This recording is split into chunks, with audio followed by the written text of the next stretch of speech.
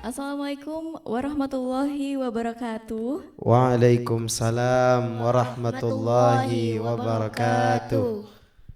Alhamdulillahirabbil alamin. Wassalatu wassalamu ala asrofil anbiya'i wa mursalin Sayyidina Muhammad wa ala alihi washabbihi ajmain. Pendengar di mana saja Anda berada, senang sekali akhirnya kita masih bisa bertemu ya dalam program sahur bareng Ustadz Alvan dan juga Rida di sahur yang ke-13 ya Ustadz. Alhamdulillah udah mau pertengahan ya, udah pertengahan nih. Dan pendengar di mana saja Anda berada di sahur kita kali ini seperti sebelum-sebelumnya, saya sama Ustadz Alvan tidak sendiri. Ada adik-adik dari mana nih yang ganteng-ganteng ini? Dari Markas Ahlul Quran. Iya. Waduh, udah pada sahur? Sudah. Alhamdulillah. Sahur dengan apa? Sahur dengan apa nih? Nasi.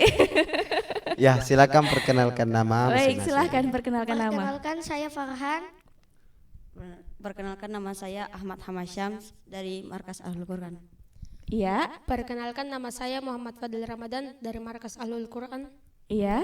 Perkenalkan nama saya Rahmat Ainur Fikri Rauf dari Markas Ahlul Quran. Iya. Perkenalkan nama saya Muhammad Hairul dari Markas Ahlul Quran. Baik. Iya. Adik-adik saya sehat?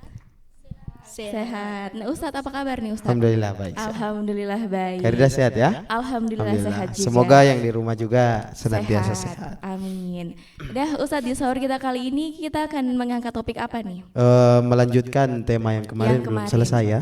Baik. Tentang yang boleh tidak berpuasa pada bulan Ramadan. Baik. Nah, pendengar di mana saja Anda berada, tanpa berlama-lama lagi langsung saja saya persilahkan kepada Ustadz Alvan. Baik. Bismillahirrahmanirrahim. Alhamdulillahi rabbil alamin.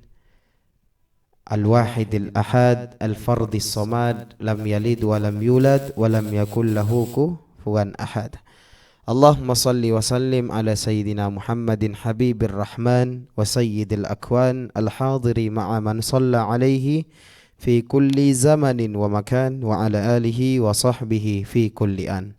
Hadirin hadirat pendengar dimanapun berada, beserta yang membersamai kami pada sahur yang ke-13 ya, Iya, di 13. studio RRI Serui, termasuk kita bersama adik-adik daripada santri Markas Ahlul Quran. Semoga dengan berkelanjutannya program ini Allah Subhanahu wa taala menjadikan negeri dan daerah kita penuh dengan curahan rahmat dan ampunan Allah Subhanahu wa taala.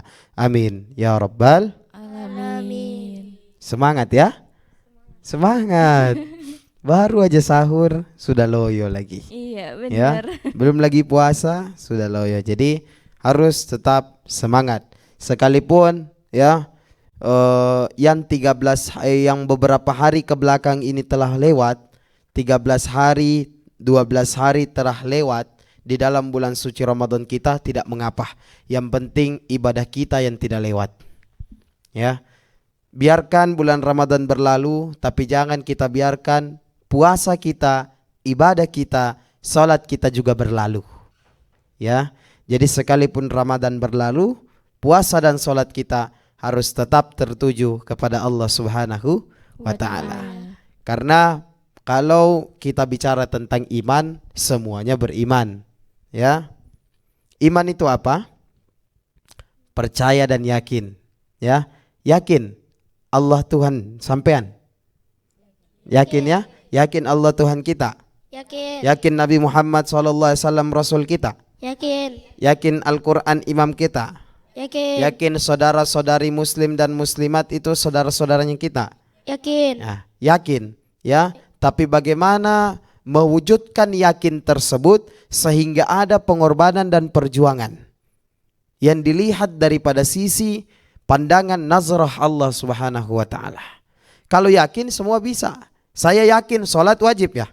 Saya yakin puasa wajib ya. Adik-adik yakin puasa wajib ya. Yakin. Tapi daripada yakin tersebut, untuk mewujudkan takwa, bagaimana caranya? Berpuasa. Daripada yakin bahwasannya sholat itu wajib, mewujudkan iman tersebut adalah takwa. Jadi iman itu di dalam hati, takwa itu pengorbanan yang keluar dalam hati. Saya ulangi, iman itu di dalam hati, kepercayaan itu di dalam hati, namun yang keluar daripada bentuk pengorbanan perjuangan kita beribadah kepada Allah, itu yang disebut dengan takwa. Pertanyaannya, puasa itu bertakwa atau untuk apa? Untuk bertakwa, la'allakum tattaqun. Jadi kalau hanya kita percaya saja puasa wajib tapi tidak puasa, berarti belum memenuhi syarat berpuasa. Karena harus dibarengi dengan ketakwaan. Bisa difahami ya adik-adik santri dan juga yang di rumah mendengar senantiasa program sahur bareng RRI. Jadi perlu difahami bahwa ada iman, ada takwa. Ya. Jadi jangan hanya beriman melainkan harus bertakwa. Orang yang beriman sudah belum tentu bertakwa, orang yang bertakwa sudah pasti beriman. Kenapa? Karena dari ketakwaannya dia wujudkan pengorbanan dan perjuangan untuk beribadah sebagai wujud pembuktian akan iman yang ada dalam hatinya. Tapi kalau orang hanya sekedar beriman tidak bertakwa, maka siapapun itu bisa. Bisa difahami ya insyaallah. Nah, hadirin hadirat yang dimuliakan oleh Allah Subhanahu wa taala. Jadi jangan biarkan ibadah kita ikut berlalu dengan berlalunya bulan Ramadan. Biar bulan Ramadan berlalu, 13 hari ke belakang berlalu, 12 hari ke belakang berlalu, tapi ibadah kita jangan pernah berlalu.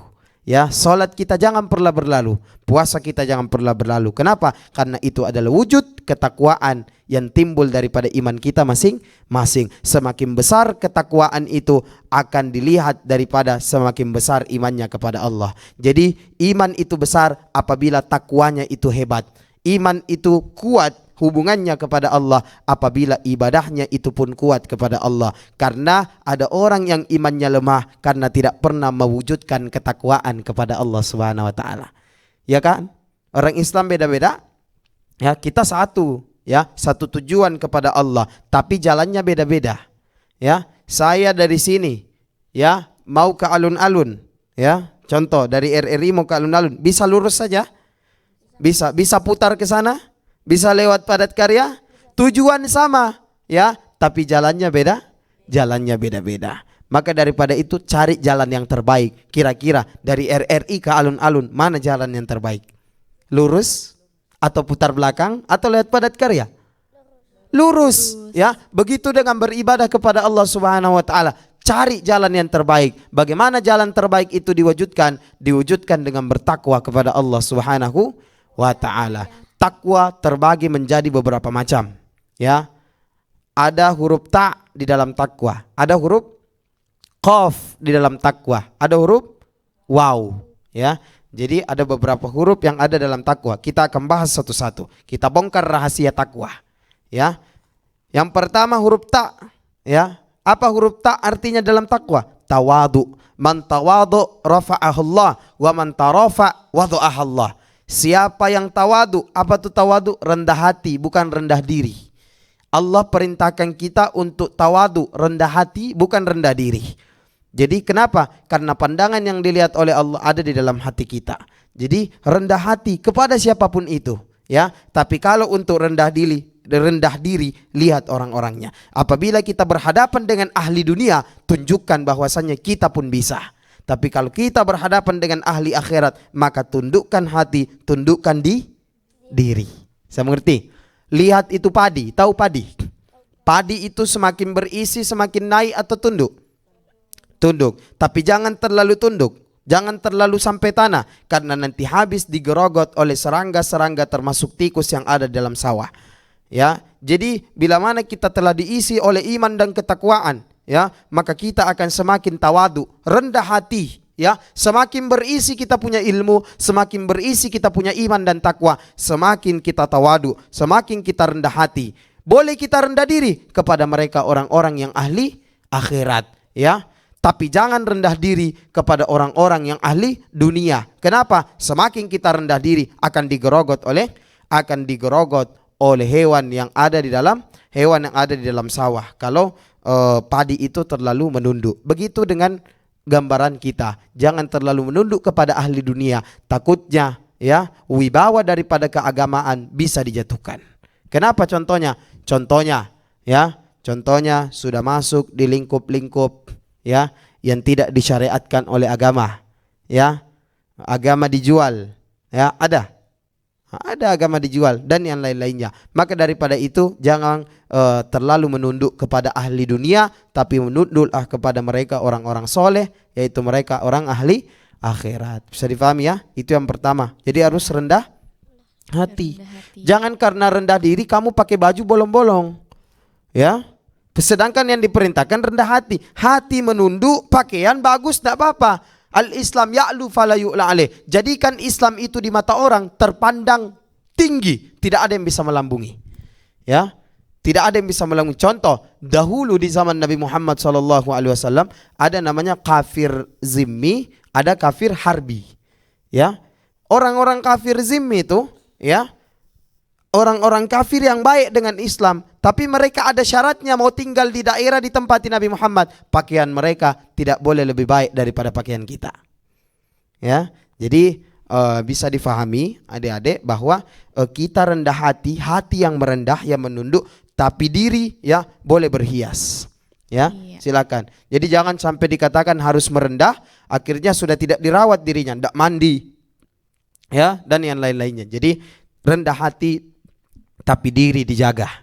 Bisa difahami insyaallah. Insyaallah itu yang pertama adalah takwa, yaitu tawadu, rendah hati. Kemudian yang kedua ada huruf qaf, takwa. Ada huruf qaf. Apa arti qaf? Qanaah. Apa itu qanaah? Qanaah selalu merasa cukup.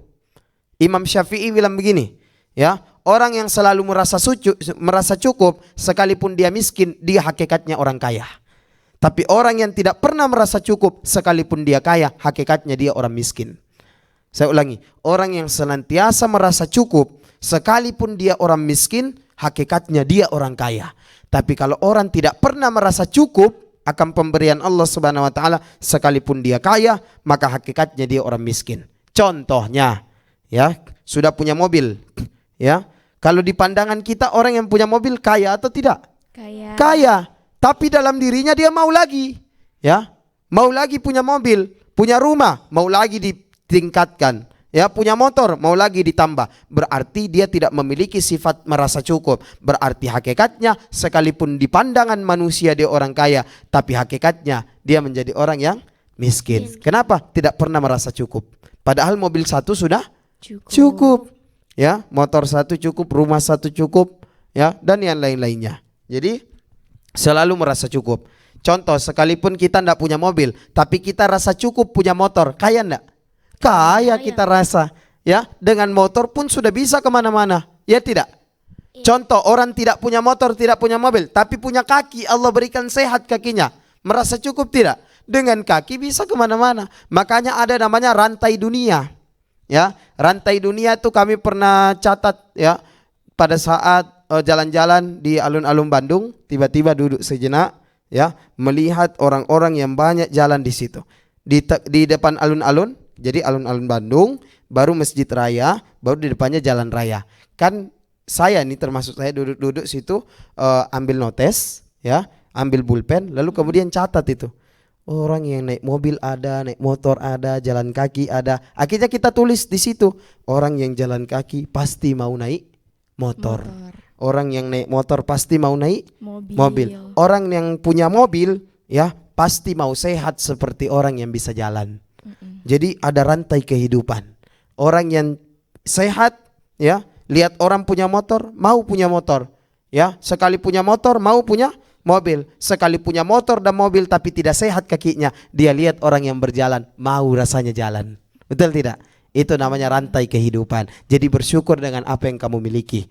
Ya, punya motor sudah, punya mobil sudah. Intinya bersyukur kepada Allah dengan sifat qanaah. Kemudian yang ketiga ada huruf wow. Apa artinya wara'? Apa itu wara'? Berhati-hati. Berhati-hati, ya, innal halala bayyinun wa innal harama bayyinun. Berhati-hati tentang yang halal sudah dijelaskan oleh Allah dan yang haram juga sudah jelas. Ya, jadi berhati-hati. Contoh, ya, kalian tidak berpuasa nih dalam bulan Ramadan, padahal kalian tidak memiliki uzur sama sekali, ya, tidak berpuasa. Kira-kira hati kalian gelisah atau tidak? Gelisah. Kenapa? Karena hati-hati nih, di saat orang puasa kita dalam keadaan tidak puasa. Jadi itu yang namanya sifat waro.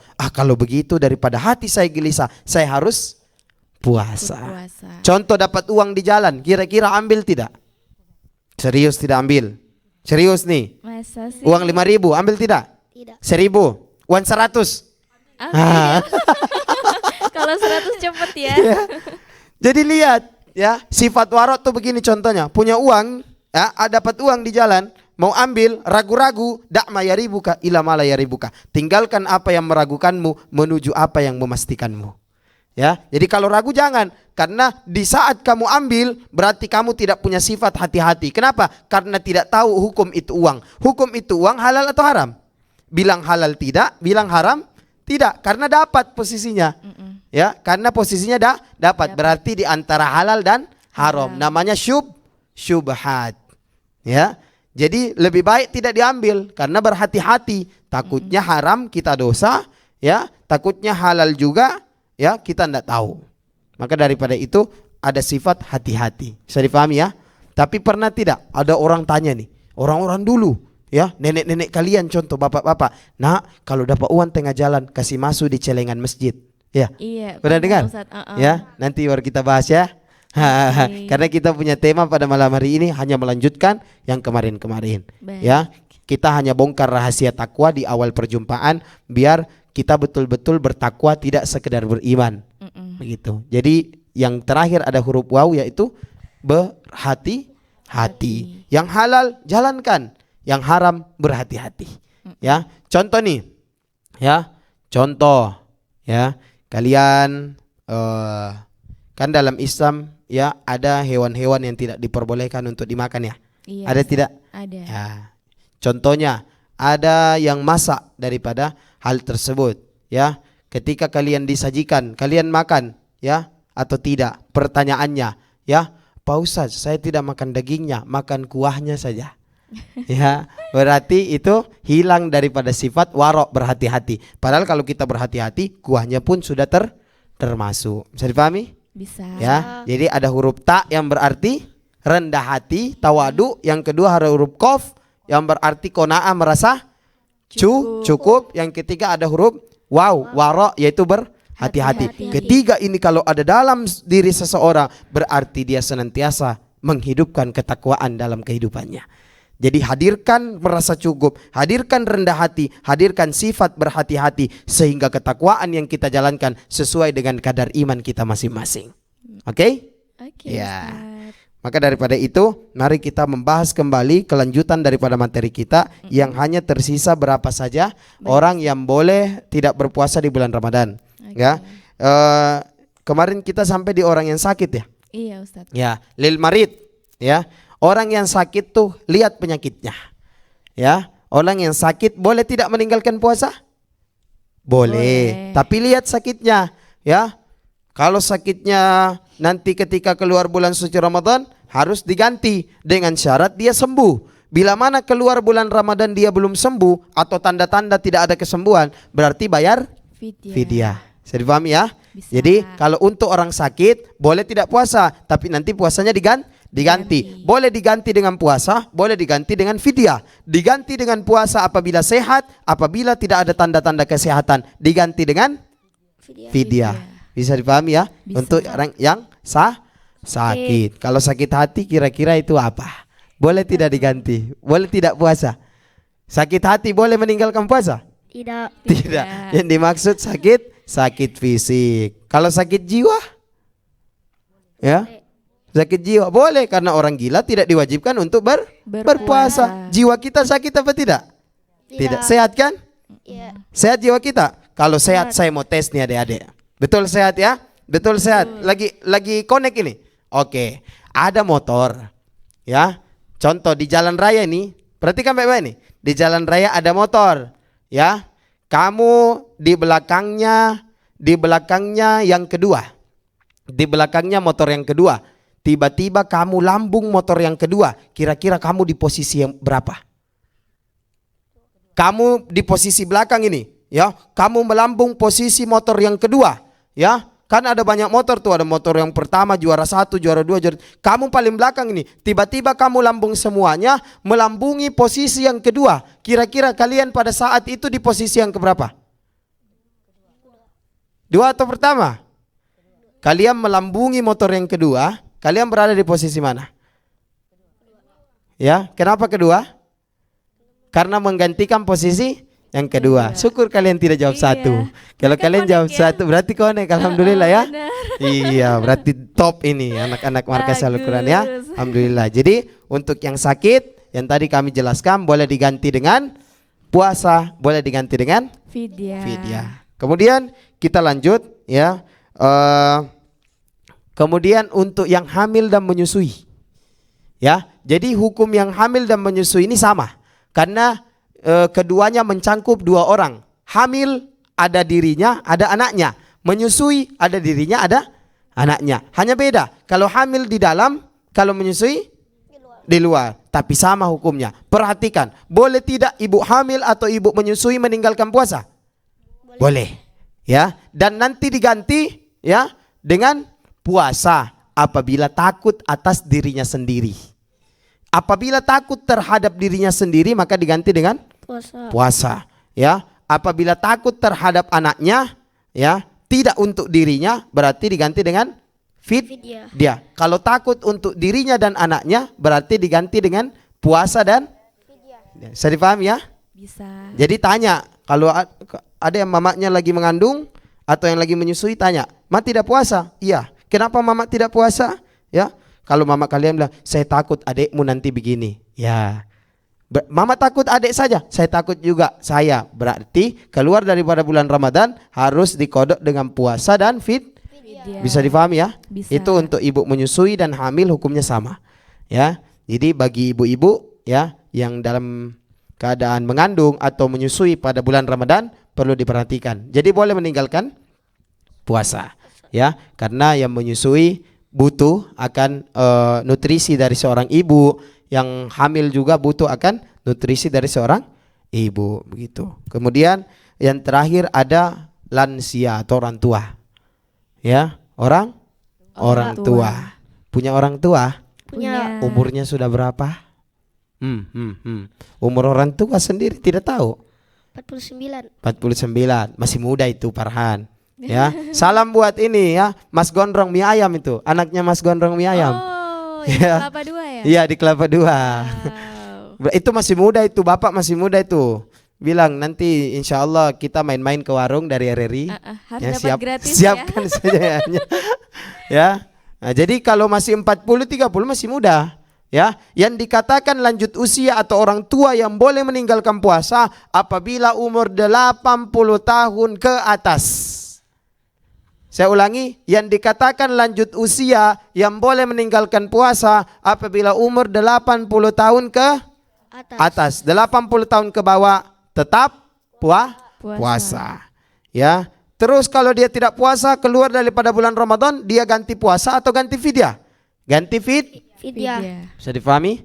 Bisa. Ya. Jadi kita bahas pada malam hari ini 3 sebagai penutup daripada materi orang-orang yang boleh meninggalkan puasa. Iya. Ya, orang yang sakit tadi kami sudah bahas. Kemudian yang kedua ada ibu yang menyusui hamil atau yang menyusui. hamil. Kemudian yang ketiga ada orang tua. Iya. Jadi buat orang-orang tua tidak usah dipaksakan, tidak apa-apa. Apalagi yang sudah umur ya, 80 Ustaz. tahun. Kalau masih di bawah 80 puasa saja tidak apa-apa. Ya, tapi kalau di bawah 80 ya sudah ada penyakit-penyakitan, maka dia masuk ke dalam posisi sakit.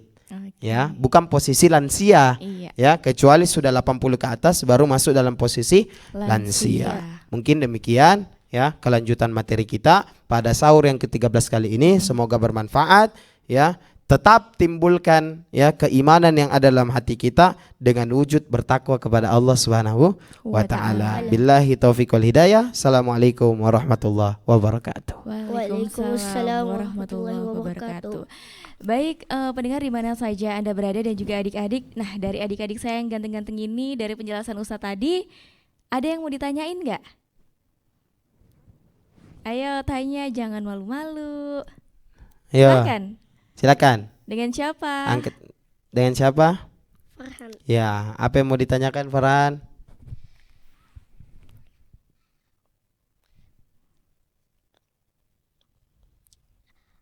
apakah kalau berwudu habis itu kumur-kumur apa itu Berwudu terus kumur-kumur. menelan air sedikit kayak gitu?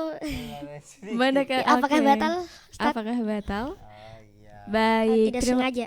tidak sengaja Ustadz. Iya. Baik, terima kasih banyak Ade Farhan. Silahkan Ustadz.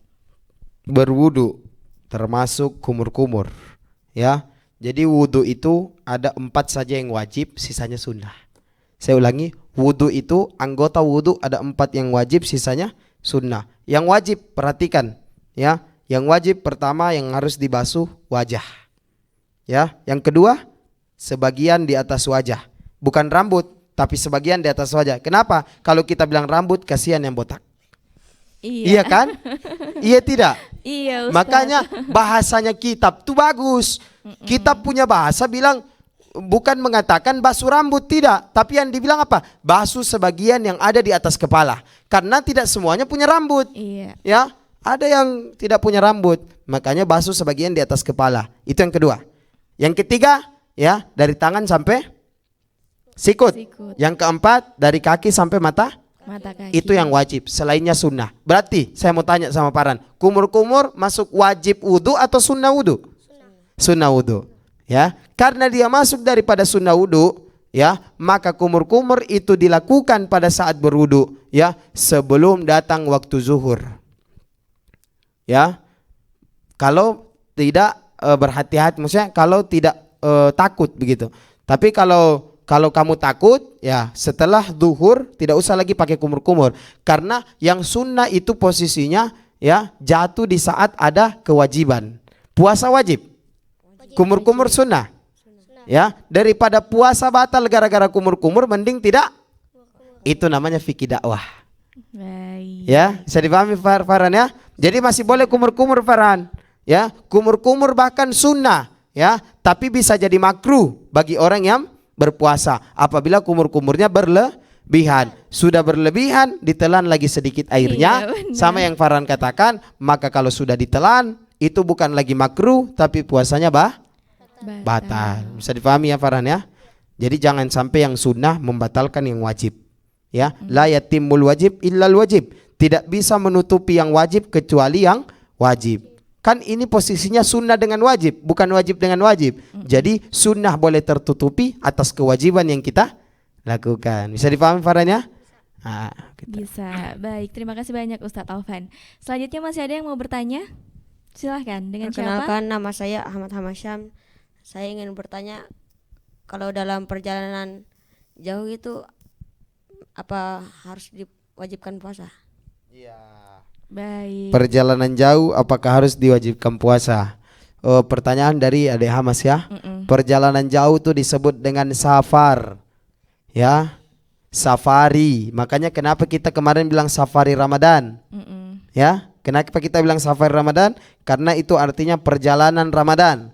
Safari adalah perjalanan, dan safari bisa disebut karena perjalanan itu jauh. Kira-kira dari Kota Serui ke Panduami jauh atau dekat? Jauh. Jauh. Kalau naik pesawat? Dekat. Iya.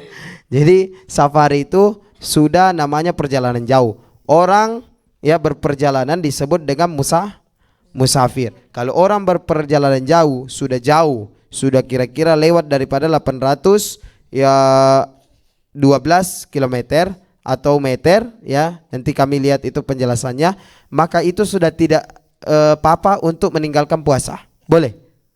Ya, boleh. Kalau dari sini ke rumah kamu tetap harus puasa. Ya, dari sini ke Kelapa Dua Farhan tetap harus puasa. Dari sini kamu ke Kodim, ke rumah kamu Fadil, tetap harus puasa. Ya, dari sini ke rumahnya Fikri di mana? Di 3 tahun, masih dekat. Hiji rumahnya Herul, Darul Furqon, Padat Karya, tetap masih puasa. Kecuali sudah langgar daripada batas gapura kota, ya. Kan ada batas gapura kota tuh. Kalau sudah melewati batas gapura kota itu dikatakan safar, itu jauh. Ya, mana batas-batas gapura kota? Contoh pelabuhan, ya, bandara. Iya. Ya, itu batas-batas gapura kota. Apabila kamu melewati itu berarti kamu telah berpindah daripada kota tersebut. Berarti kamu disebut dengan musafir. Maka boleh untuk tidak berpuasa. Tapi nanti keluar dari bulan puasa diganti dengan cara fidyah atau kodok? Dikodok dengan puasa. Bisa dipahami ya, Mas ya? Bisa. Iya. Kamu mau kemana emang tanya itu? Mau kemana nih? Mau lebaran di kampung? Oh tidak. Tidak. Baik, makasih banyak Ustadz Alvan. Selanjutnya masih ada yang mau bertanya? Iya. Silahkan. Perkenalkan, nama saya Muhammad Fadil Ramadan. Saya ingin bertanya Ustadz, kan kita orang sakit, sesak, asma, ada alatnya untuk menurunkan sesak. Apa namanya? Nebo. Namanya? Nebo. Nebo. Untuk nanti kayak dipakai begitu kayak oksigen. Iya, benar. Berasap begitu. Harus diambil dari mulut, bukan dari hidung. Itu kalau pakai kayak gitu batal ke tidak Ustadz? Iya, bagus ya. Baik. Barusan pertanyaan ini muncul ya. Pertanyaannya berbobot sekali ya. Terima kasih. Ada siapa tadi? Muhammad Fadil Ramadan. Oh pantas, Fadil. dia yang punya Ramadan. Oh Jadi iya, benar. Silakan, Fadil Ustadz. Ramadan ya. Sesuai dengan nama Fadil Ramadan yang artinya keutamaan puasa, maka kita harus paham-paham tentang keutamaan puasa. Salah satunya bagaimana hukum dengan orang yang sakit asma, sesak, yang memakai alat yang bernama kanebo. Wah, kanebo? Oh, Nebo aja Ustadz. Kan Nebo mah yang untuk ngelap ya. kanebo itu yang buat di motor ya? Iya, Sorry benar. salah. Jadi begini Fadil, sekiranya dengan penyakit itu mengganggu puasa kamu, ya boleh kamu tidak puasa. Ya, silakan. Dengan penyakit sesak maupun asma boleh tidak puasa, silakan. Ya, tapi nanti keluar diganti dengan penjelasan saya. Ya, namun apabila kamu tetap terus untuk berpuasa, ya, lalu kemudian kamu memakai alat yang namanya nebo itu, yang masuk oksigen kemudian keluar apa lagi tadi? Dari hidung. Itu boleh-boleh saja. Ya, boleh-boleh saja. Tapi apabila menambah kekuatan di dalam diri, ya, maka bisa jadi makruh hukumnya. Ya, sama dengan suntik. Suntik itu boleh-boleh saja, tapi kalau suntik vitamin yang asalnya loyo puasa jadi kuat, itu makruh. Itu makruh. Ya, sama dengan alat yang Fadil pakai. Ya, apabila dengan alat tersebut jadi kuat, ya, jadi bugar, ya, berarti bisa makruh puasanya. Tapi kalau hanya untuk menghilangkan penyakitnya tidak apa-apa Fadil. Ya, boleh-boleh saja. Tapi kalau kembali bugar, kembali sehat, ya, maka makruh puasanya. Maka tadi yang sudah dibilang, kalau sakit ya lihat-lihat, kalau bisa puasa-puasa, kalau tidak jangan, mending jangan. Ya, kalau sesak kira-kira ya kuat berpuasa. Kamu sesak? Oh, kamu punya penyakit sesak? Oh, saya juga punya, tapi kalau capek, ya kalau capek gitu. Jadi untuk Fadil boleh enggak apa-apa Fadil, ya. Boleh silakan, tapi jangan berketerusan sehingga nanti pahala puasanya jadi berkurang.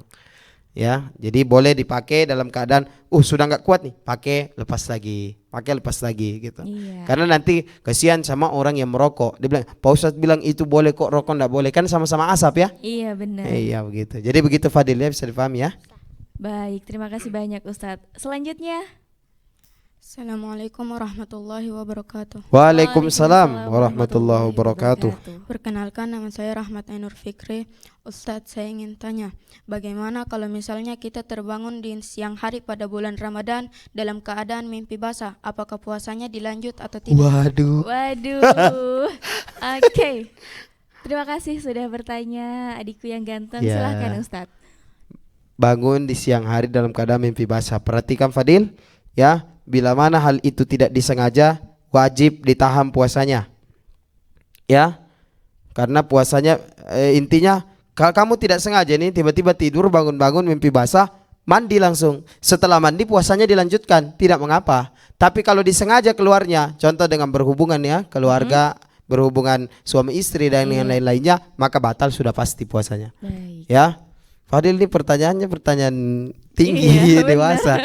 Ya, jadi Fadil, kalau kamu dalam keadaan tidak sengaja gara-gara mungkin tidur, bangun, mandi, lanjutkan puasanya. Tapi kalau orang yang sengaja dalam keadaan berhubungan maupun yang lain-lainnya, berarti puasanya batal. Bisa dipahami ya? Jadi jangan, bangun basah ini, sudah langsung aja makan.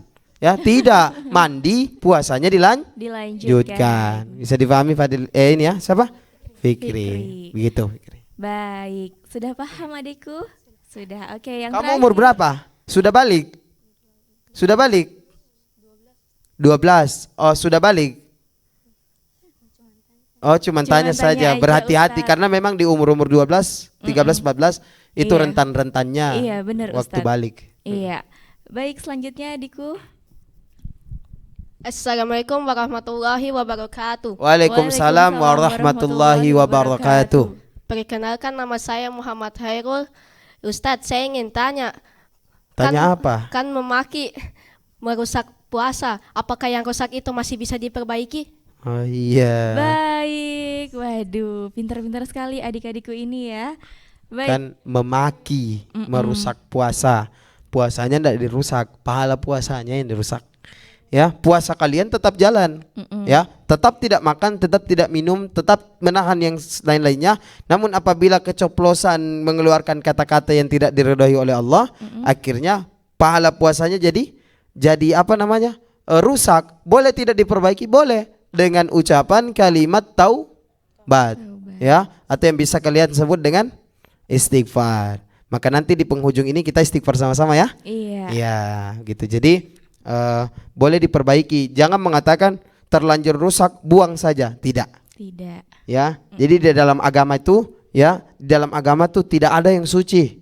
Ya, tidak ada yang bersih kecuali Nabi Muhammad SAW. Kita selalu tidak ternodai, kita selalu kotor, maka kita berupaya untuk menghilangkan kotoran dan noda tersebut dengan cara taubat, istighfar, sholat, puasa yang kita jalani dan yang lain-lainnya. Jadi Fadil, kalau ada sesuatu yang rusak kiranya masih bisa diperbaiki, mending perbaiki. Ya, karena kalau sudah tidak bisa diperbaiki, ujung-ujungnya innalillahi wa inna ilaihi rajiun. Ya Fadil ya? Siapa? Herul. Fadil terus ini. Ya, Herul, bisa dipahami Herul? Ya, jadi diperbaiki ya. Jadi kalau kamu memaki, hati-hati. Bahkan dikatakan ya, ini untuk adik-adik sekalian dan yang ada di rumah juga, orang tuanya bisa diperhatikan untuk anak-anaknya. Jadi memaki itu di dalam salah satu kitab salaf disebutkan bahwa satu kali anak itu memaki sama dengan dia kata-katai orang tuanya. Kalian mau kata-katai orang tua kalian? Orang tua kalian kasih uang, ya, kasih doa, ya, kasih rahmat, kasih ridho, ya, kasih semuanya kepada kalian, masa kalian kata-kata di orang tua. Jadi caranya untuk menghilangkan daripada hal tersebut, maka jaga lisan. Memang kecil tapi hati-hati dengan lisan. Lisan itu bisa memudorotkan banyak. Ya, yang asalnya masalah kecil bisa jadi besar gara-gara lisan. Ya, yang asalnya mungkin biasa-biasa saja bisa jadi heboh gara-gara lisan. Jadi hati-hati dengan lisan. Bahkan Rasulullah katakan bahwa hal yang paling banyak menjerumuskan orang di dalam neraka adalah lisan. Jadi hati-hati ya Herul ya. Jaga lisannya. Jadi bisa diperbaiki, perbaiki. Ya. Jangan baru rusak sedikit kamu buang. Ya. Begitu. Kamu mau buang kemana kalau rusak? Jadi perbaiki. Ya. Jangan terlanjur rusak semuanya, jangan. Ya Fadil Herul ya. Bisa Fadil terus ini. Bisa difahami ya Herul ya. Jadi perbaiki dengan kalimat ucapan astagfirullah yang disebut dengan istighfar. Demikian. Baik, terima kasih banyak ya buat adik-adikku yang sudah bertanya. Dan pendengar di mana saja Anda berada, terima kasih masih bersama kita ya di sahur ke-13 ini. Karena sudah waktunya juga nih Ustadz, jadi kita sudah harus mengakhiri sahur kita. Baik, sebelum kita akhiri, saya mau mengajak pendengar di rumah di mana saja Anda berada dan juga adik-adik saya yang lagi di studio untuk bersolawat terlebih dahulu Ustadz. Mungkin sholatnya kita ke istighfar dulu ya, karena boleh. tadi pembahasan kita Iya, istighfar. benar Ustadz. Silakan. Mudah-mudahan dengan istighfar yang kita baca, ya, hati kita bisa menjadi tenang, teduh, tentram, ya, sehingga dari iman yang kita punya dalam hati diwujudkan sampai keluar dengan cara bertakwa, menunaikan semua syariat yang dibawa oleh Nabi Muhammad sallallahu alaihi wasallam. Mari sama-sama yang di studio maupun yang di rumah boleh diikuti.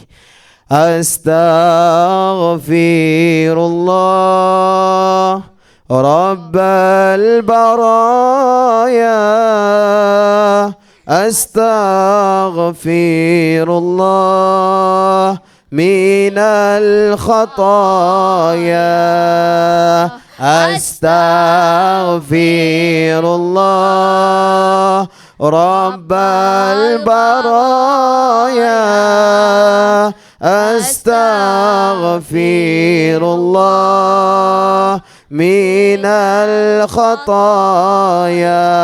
Sekali lagi, astaghfirullah Rabbal baraya, astaghfirullah minal khataya. Semoga dengan istighfar Allah Subhanahu wa taala mengampuni dosa-dosa kita yang telah lalu maupun yang akan datang. Amin ya rabbal alamin.